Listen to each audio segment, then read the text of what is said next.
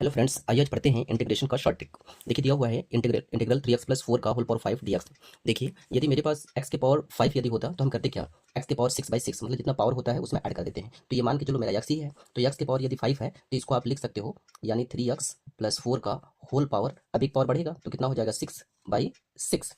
अब क्या होगा कि जिसको आप x मान के चले हो उसका डिफरेंशिएट करोगे, तो जब इसका डिफरेंशिएट करोगे तो 3x का 3 4 का 0 यानी 3 आया। कुल मिला करके x के बगल में जितना होता है उसका जो है कि उसी से हम क्या कर दिए, डिवाइड कर दिए। तो इस तरह से मेरा निकल गया यानी 3x प्लस 4 का होल पावर 6/6 प्लस c।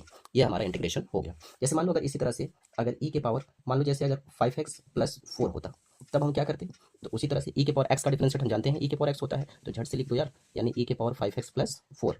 अब फिर 5x प्लस 4 का जब डिफरेंशिएट करोगे तो 5x का 5 4 का 0 यानी 5 से हम क्या कर दिए, डिवाइड कर दिए प्लस c यानी चुटकी में इंटीग्रेशन हो गया। इसी तरह से जैसे मान लो यदि इंटीग्रेशन मेरा कास 4x प्लस 5 dx है, मान लो इसका इंटीग्रेशन करना है तो आप जानते हो इसको x मान के चलो ना, तो कास x का हम जानते हैं sin x होता है, तो इस तरह से sin यानी 4x प्लस 5। अब जिसको तुम x मान के चले हो उसका डिफरेंशिएट करोगे, तो इसका जब डिफरेंशिएट करोगे तो 4x का 4 5 का 0 यानी जितना आता है उससे तुम क्या कर देना, डिवाइड कर देना बाई में 4 प्लस c। इस तरह से किसी भी फंक्शन का हम इंटीग्रेशन कर सकते हैं।